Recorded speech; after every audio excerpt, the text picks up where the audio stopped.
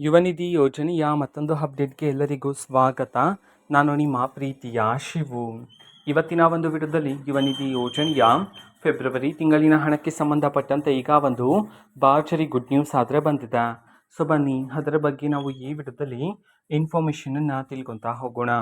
So ವಿಡಿಯೋವನ್ನು start ಮಾಡ್ತೀನಿ. ಅದಕ್ಕಿಂತ ಮೊದಲು ನೀವಿನ್ನೂ ನಮ್ಮ ಚಾನೆಲ್ಗೆ ಸಬ್ಸ್ಕ್ರೈಬ್ ಮಾಡದೇ ಇದ್ದರೆ ಈ ಕೂಡಲೇ ಚಾನೆಲ್ಗೆ ಸಬ್ಸ್ಕ್ರೈಬ್ ಮಾಡ್ಕೊಳ್ಳಿ ಮತ್ತು ಲೈಕ್ ಮಾಡಿ.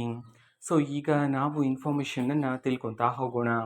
ನೋಡಿ, ಇವತ್ತು ಅಂತಂದರೆ ದಿನಾಂಕ 10/4/2026.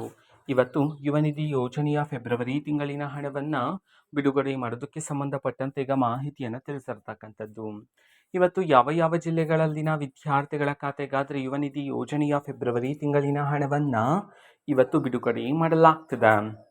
ಈ ಒಂದು ಮಾಹಿತಿಯನ್ನು ನಾವು ತಿಳ್ಕೊಳ್ಳೋದಾದ್ರೆ, ಇವತ್ತು ಕರ್ನಾಟಕದಲ್ಲಿರ್ತಕ್ಕಂತಹ ವಿದ್ಯಾರ್ಥಿಗಳಲ್ಲಿ ಇವತ್ತು 31 ಜಿಲ್ಲೆಗಳಲ್ಲಿನ ವಿದ್ಯಾರ್ಥಿಗಳಲ್ಲಿ ಕೆಲವರ ವಿದ್ಯಾರ್ಥಿಗಳ ಖಾತೆಗಾದ್ರೆ ಯುವ ನಿಧಿ ಯೋಜನೆಯ ಫೆಬ್ರವರಿ ತಿಂಗಳಿನ ಹಣವನ್ನು ಬಿಡುಗಡೆ ಮಾಡೋದಕ್ಕೆ ಸಂಬಂಧಪಟ್ಟಂತೆ ಮಾಹಿತಿಯನ್ನು ತಿಳಿಸಿರ್ತಕ್ಕಂಥದ್ದು.